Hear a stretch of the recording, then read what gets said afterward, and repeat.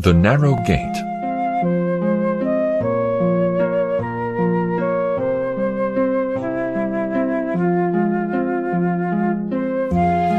So in the process of time, Christian arrived at the narrow gate. Now over the gate there was written, "Knock, and it shall be opened unto you." He knocked therefore several times, saying, "May I now enter here, though I've been an undeserving wretch? If so, I shall sing his everlasting praise." At last a serious person came to the gate, named Goodwill, and asked who was there, from whence he came, and what he wanted. Christian responded, "I'm a poor burdened sinner, coming from the city of destruction. I'm going to the celestial city, that I might be saved from the wrath to come. I've been informed, sir, that the way to the celestial city is through this gate. Are you willing to let me enter?" Goodwill replied, "I am willing with all my heart." And with this, he opened the gate. As Christian was stepping in, Goodwill gave him a sudden yank. Surprised, Christian asked, "Why did you do that?" Goodwill then explained, "A short distance from this gate, there's a strong castle erected, of which Beelzebub is the prince. From there, both he and his minions shoot arrows at those who come up to this gate, hoping to kill them before they can enter in." Then Christian said, "I both rejoice and tremble." When Christian was safely inside, the man at the narrow gate asked him who had directed him there. "Evangelist directed me to come here and knock, as I did," said Christian, "and that you, sir, would then tell me what I must do." "An open door is set before you, and no man can shut it," responded Goodwill. "I'm now beginning to reap the benefits of my hazardous journey," replied Christian. "But how is it that you came alone?" asked Goodwill. "Because none of my neighbours saw their danger as I saw mine," answered Christian. "Did any of them know of your coming?" inquired Goodwill. Christian replied, "Yes, my wife and children saw me at first, and called after me to come back. Also, some of my neighbours stood crying and calling for me to return, but I put my fingers in my ears, and so I started on my journey." "But did none of them follow you, or attempt to persuade you to turn back?" asked Goodwill. "Yes," replied Christian. "Both Obstinate and Pliable tried to turn me back, but when they saw that they could not prevail, Obstinate railed at me and went back alone, but Pliable came with me for a little way."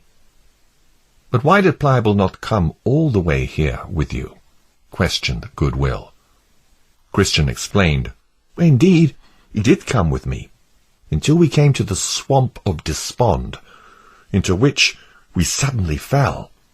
At that, Pliable became so discouraged he would not venture with me any further. Being thus disheartened, he got out of the swamp on the side nearest to his own house, and he told me I could possess the heavenly country alone. So he went his way, following after Obstinate, and I continued travelling to this narrow gate." Then Goodwill said, "Alas, poor Pliable! Is celestial glory of so small a value to him that he does not count it worth running the hazard of a few difficulties to obtain it?" Christian then said, "I've stated the truth concerning Pliable, but I would also tell you all the truth about myself. It would reveal that there's no difference between us. It's true that he went back to his own house, but I had also turned aside into the way of destruction, being persuaded by the worldly arguments of Mr. Worldly Wise Man. Oh, that deceiver would have you seek ease from your burden at the hands of Mr. Legality. Both of them are liars and cheats." "And did you take his counsel?" asked Goodwill.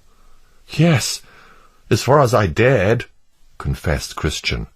"I went to find Mr. Legality, until I thought that the mountain on the way to his house would fall on my head. so I was forced to stop. That mountain has been the death of many, and will be the death of many more. It is fortunate that you escaped without being dashed to pieces," exclaimed Goodwill. Christian answered, "Truly, I do not know what would have become of me, had not Evangelist found me in my sad plight. But it was of God's mercy that he came to me, otherwise I would never have arrived at this narrow gate. But now that I am here, safe, even I, who certainly am more fit to have died under that mountain than to have arrived safely here, oh, what a choice favour is this!" Goodwill then said, "We refuse entrance to no sincere pilgrim, notwithstanding all the wickedness they have done before they arrive here. Therefore, my friend, come with me, and I will teach you about the way in which you must go. Look ahead of you. Do you see that narrow way? That is the way you must go. It was built by the patriarchs, prophets, Christ, and his apostles, and is straight as can be. This is the only way you must go." "But," inquired Christian, "are there no turnings nor windings by which a pilgrim may lose his way?" "Yes, there are many side paths which intersect with the narrow way, but they're crooked and wide. This is how you may distinguish the right from the wrong. Only the right path is straight and narrow."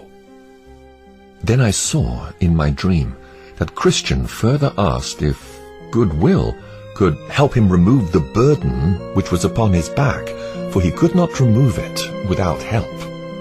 Goodwill then told him, "Be content to bear your burden until you come to the place of deliverance, for there it will fall from your back all by itself."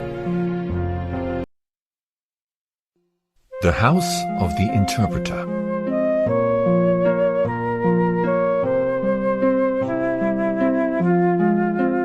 Then Christian began to prepare himself for his journey. Goodwill told him that when he travelled some distance from the gate, he would come to the House of the Interpreter, and knocking at the door, he would be shown some valuable lessons. Christian then said farewell to Goodwill, who in turn bid him Godspeed. Christian travelled on until he came to the House of the Interpreter, where he knocked again and again. At last someone came to the door and asked who was there. "Sir," answered Christian, "I'm a traveller who was told by a man named Goodwill to come here for help. Therefore, I'd like to speak with the master of this house."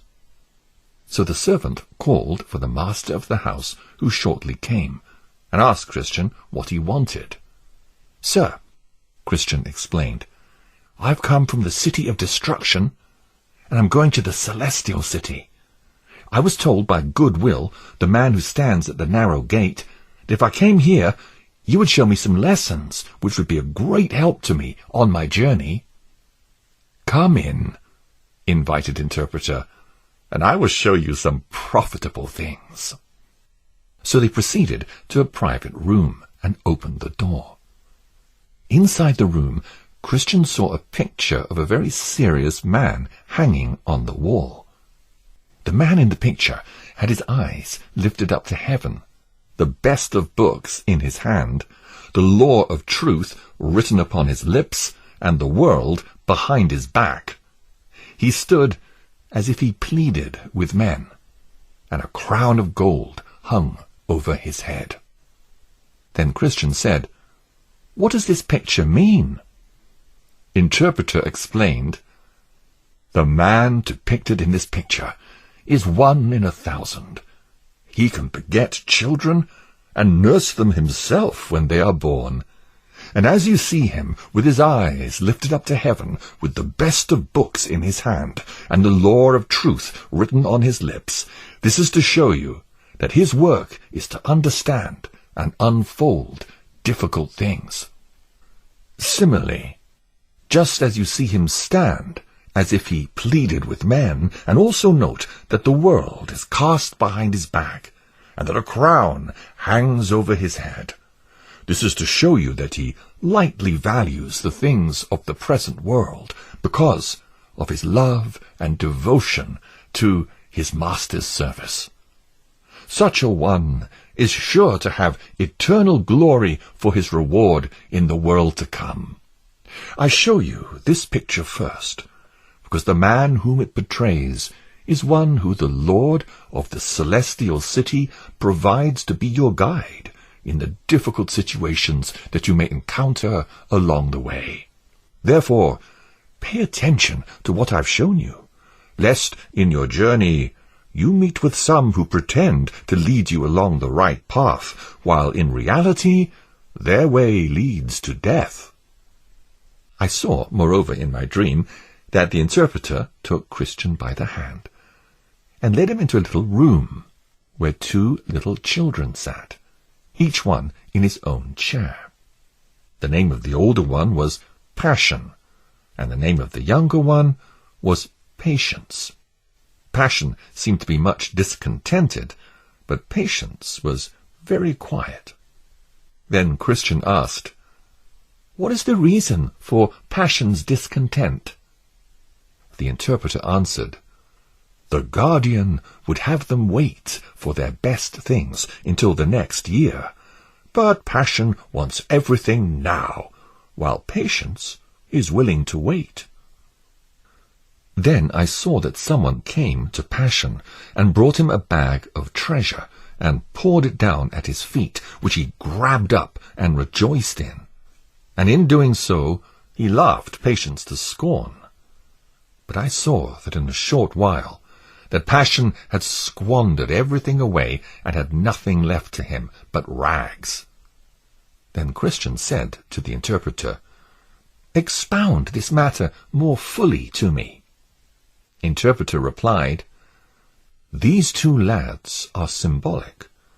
Passion is a symbol of the people of this world, and Patience is a symbol of the people of the world which is to come. As you see here, Passion will have everything now, that is to say, in this life. Just so are the people of this world. They must have all their good things now. They cannot wait until next year, that is, until the next world, for their portion of good. That proverb, 'A bird in the hand is worth 2 in the bush,' is of more authority with them than are all the scripture testimonies of the value of the world to come. But as you saw that Passion had quickly lavished everything away and had nothing left but rags, so will it be with all such people at the end of this world." Then Christian declared, "Now I see that Patience showed the best wisdom, and that upon many accounts. First, because he waits for the best things, and second, because he will have the enjoyment of his good things when Passion has nothing but rags." Interpreter replied, "True, and you may add another reason, namely, the glory of the next world will never end, for these earthly enjoyments will be suddenly gone. Therefore, Passion had no reason to laugh at Patience, just because he had his good things first, as Patience will have to laugh at Passion, because he will have his best things last. He, therefore, who has his portion first, only has this present life to spend it, but he who has his portion last will have it everlastingly. Therefore it is said of the rich man, 'You in your lifetime have received your good things, just as Lazarus has received bad things, but now he is comforted, and you are in agony.'" Christian stated, "Then I perceive that it's not best to covet present earthly things, but rather wait for things to come." Interpreter responded, "You say the truth, for the things which are seen are temporal, but the things which are unseen are eternal."